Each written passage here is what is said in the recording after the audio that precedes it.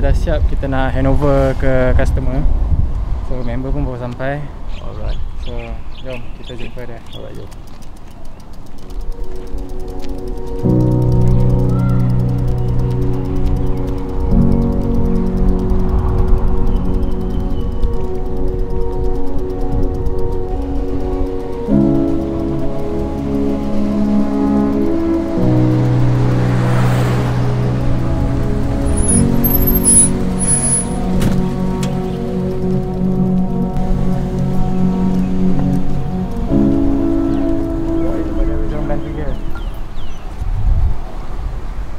Color, so everything installed. D-Fly module, and then the battery daripada sini dah pindah kat bawah. Sebab dia ada battery holder yang sini. Sensor dah masuk balik, habis itulah the bike mount. Wah, cantik kan tu. It's very nice lah. It's ada no complaints lah. Nak test je lah. Oi, lama sangat tak bawa pun. Enjoy.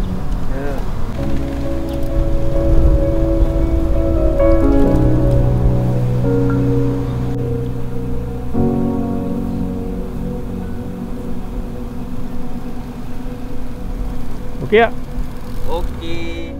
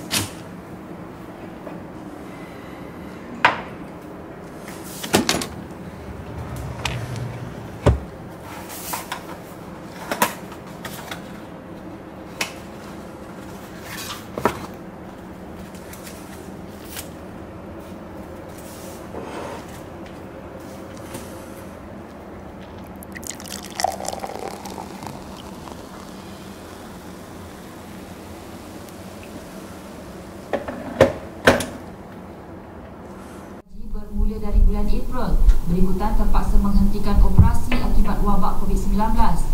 Ketua Pegawai Eksekutif Malindo M. Musyafiz Mustafa Bakri memaklumkan kaki tangannya bahawa hanya individu tertentu perlu melaporkan diri untuk bekerja dan dibayar gaji harian. Menurut sumber, perkara itu disampaikan melalui memo syarikat penerbangan itu yang berkuat kuasa serta merta.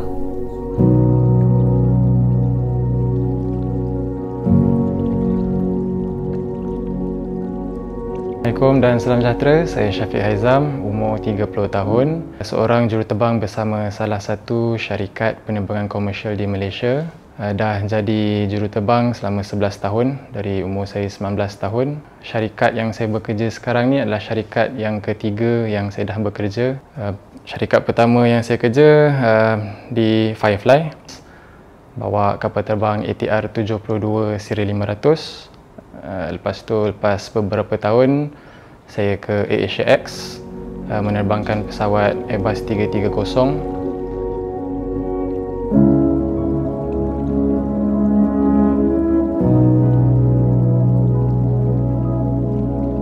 Salah satu benda yang kita paling suka dengan kerja ni adalah dapat pergi banyak tempat yang berbeza, cuaca yang berbeza, culture yang berbeza.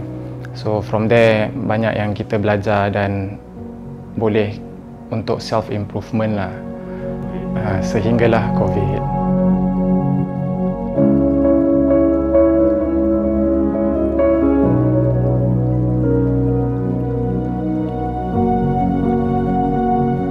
Apa yang berlaku bila COVID melanda, waktu PKP 1.0 mula-mula 18 Mac, hari Rabu tahun 2020, mula kita fikir macam alah sekejap je kot.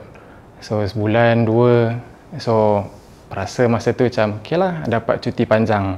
Sebab dulu nak dapat cuti pun susah sebab kena kerja. Lagi pula bila musim perayaan, time tu lah orang nak travel, time tu lah kita kena kerja nak bawa penumpang-penumpang balik kampung. Jadi bila dapat cuti panjang ni rasa macam syok, duduk rumah tak buat apa, spend time dengan bini, buatlah benda-benda viral yang orang duk buat kopi itulah, and then start baking, buat Lego, catch up with all the Netflix series yang overdue. So then benda makin panjang. So sebulan, 2 bulan, 3 bulan, and then syarikat pun from time to time dia update mengenai situasi yang we are not improving. So gaji terpaksa dikurangkan. So, daripada bulan 3 tu mula-mula gaji pengurangan dia in stages. So dikurangkan sikit dan dikurangkan sikit. But then from there kita dah start fikir that oh, benda ni bukan sekejap and the worst is yet to happen. Jadi kita dah start komitmen macam apa yang kita boleh kurangkan, apa yang boleh totally eliminate, memang tak perlu, kita readjust balik lah. Saya sentiasa memperingati diri sendiri dan juga isteri yang keutamaan kita sekarang adalah janji kita dapat makan, janji kita boleh bayar bil sana sini sikit-sikit, itu dah memadai. Anything extra kita simpan untuk keperluan. Bila awal tahun ni syarikat umumkan yang potongan gaji tu jadi 100%. Jadi gaji terus jadi kosong.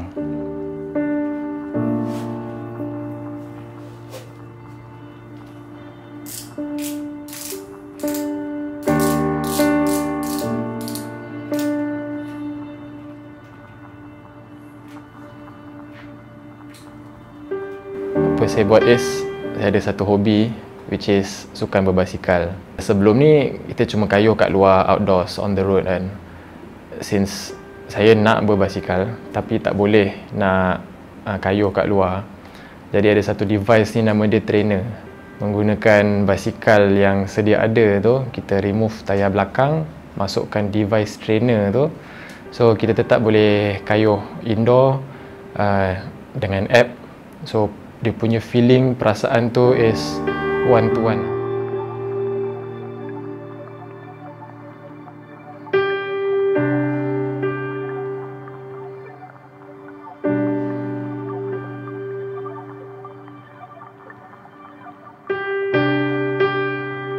Then again PKP tu berlanjutan lagi, and since almost 100% of saya punya masa ni memang mengayuh je, then no money coming in and whatnot, saya cakap dah start kena buat something ni kan. Dan macam ramai orang dah start a secondary or second job, just buatlah apa-apa kan untuk dapatkan a passive income katakan. Then satu hari saya tengah ride virtually dengan saya punya kawan, which sekarang is saya punya partner. So nama dia Sean. Jadi banyak persamaan kami berdua. Kita datang daripada industri yang sama. Dia pun seorang juruterbang bersama salah satu syarikat penerbangan komersial juga. Dia pun mengayuh. Dan cakap dengan Sean, cakap, bro, why not kita, since kita suka berbasikal ni, and then why not kita start syarikat servis basikal. Dan kita fikir juga, tapi kedai basikal dah banyak offer servis ni kan. Cakap tak apa, because kita fokus 100% kepada servis basikal je. So kita boleh offer like additional services like pick up and delivery. So cerita dia macam ada orang nak servis basikal, so kita pick up dari rumah dia, and then kita bawa balik, kita servis, dah siap kita hantar balik. So you sebagai customer, hassle free, duduk rumah, tak payah buat apa. You tak payah buat semua tu dengan adanya kita orang lah. But now if we really want to do this seriously, so how do we go about it? There is one way actually, which is kita belajar daripada mekanik-mekanik basikal yang lain. But then dia cakap tak cukup, kita orang nak ada certification by Park Tool School. Memang belajar daripada A sampai Z, daripada dismantling to the reassembly. You buka balik semua benda, you degrease, you letak grease balik, you buat tuning, the tyre to itself, you buat the wheel building, wheel throwing, macam alignment, balancing macam kereta juga kan. So pergi kursus, and then from then on we started with all the planning lah. Nama company, design logo company and what not, mana nak beli tools, nak buka kat mana, kira-kira apa semua. And then maka wujudnya lah kita punya servis basikal ni, Toklab. Okay.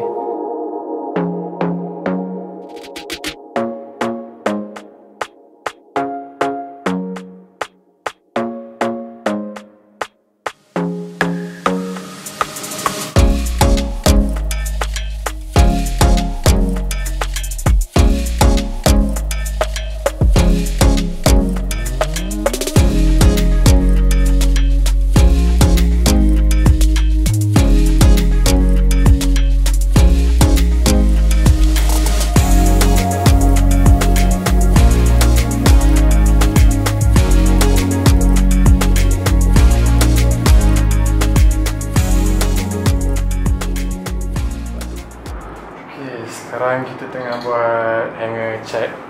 So this thing is called hanger. Hanger ni fungsi dia kita letak di area derailleur tu. So apa dia buat is kita nak dapatkan dia punya position ni. Kira macam kita buat alignment macam tayar kereta kan. Kita nak alignkan dia punya position atas, bawah, kiri dengan kanan ni sama before kita masuk area derailleur tu. Kenapa? Untuk bagi dia punya shifting tu lebih lancar tu lah. I see. So tu antara part of the service yang kita check juga lah.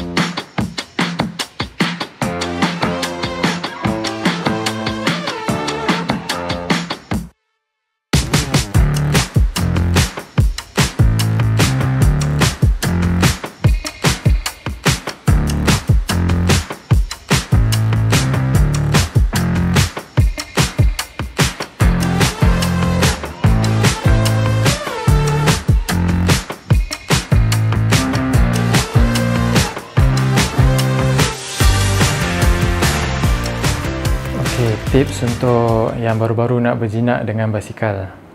Firstly, basikal ada banyak jenis. Kita ada road bike, kita ada mountain bike. The road bike pun kita ada yang the climbing punya, the aero, kita ada time trial. Mountain bike ada yang full suspension, ada yang not the full suspension. So, firstly, determine dulu apa yang, which type yang you nak. But rata-rata, especially lately, kebanyakan orang akan beli road bike. Frankly, depending on your budget. So, jangan senang kena racun dengan member. Member memang akan racun benda yang paling gempak sekali. Personal advice juga, kalau memang betul-betul baru nak menceburi, buy something yang more affordable dulu. Who knows, probably after 2-3 kali kayuh, suddenly cakap, oh, I tak suka hobi ni. So katakan kalau you dah terbeli yang mahal sangat, then suddenly tak suka, then boleh jadi rugi. Mungkin you boleh try kawan-kawan punya bike dulu, nak tengok sama ada you boleh klik ke tak dengan this hobby. But take note juga bila you try basikal kawan-kawan, because lain orang, lain ketinggian, the bike different geometry, the bike might not fit you punya size. So mungkin you akan rasa sakit-sakit belakang tangan.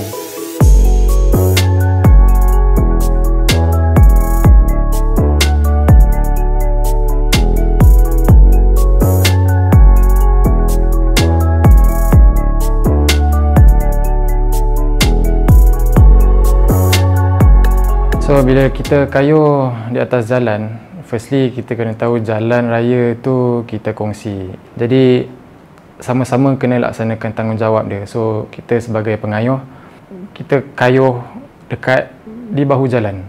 Then macam ada orang kata you buat single file or dual file. That means bila seorang kat depan, you buat macam train, ikut je belakang dia. Jangan nak bersepah kiri kanan apa semua. Try to get to the bahu jalan as much as possible, just to avoid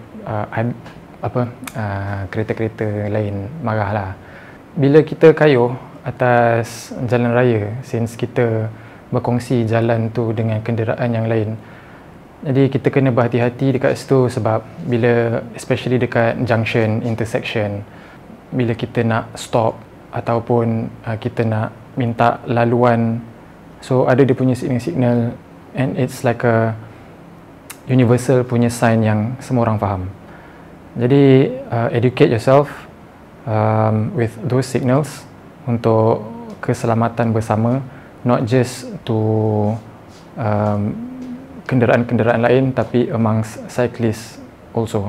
So contoh macam kalau ada lubang ke, ada bump ke, nak stop dekat traffic light ke, depan ada halangan ke, so gunakan all that signal so that you boleh kayuh dengan lagi aman dan damai.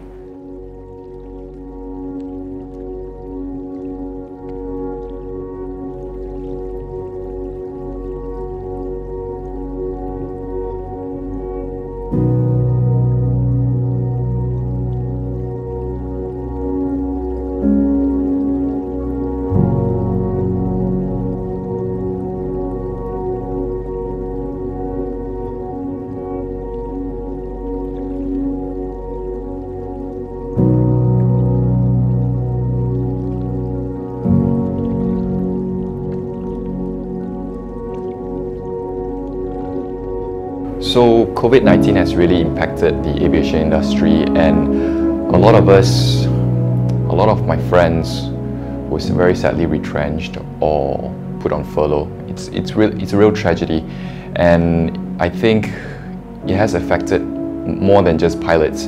There are people working in the hospitality industry, there are people working in the other sectors of the travel industries that are also infected. And it is what it is, but I think what's important is we need to pull through and come out of this stronger than before. As for the travel industry, I think that the travel industry will definitely recover, because travel is a necessity, whether it's for business or leisure or anything in between. So it will recover. It's just how long it will take to recover, and whether the company can sustain until that point. I think if we survive this, we will all be much stronger than before, because we have now armed ourselves with new skill sets, and then we have a different mentality as how we see things. But for the time being, as the current situation is, I think it's going to be a while. So we just have to batten down the hatches and really prepare for the worst.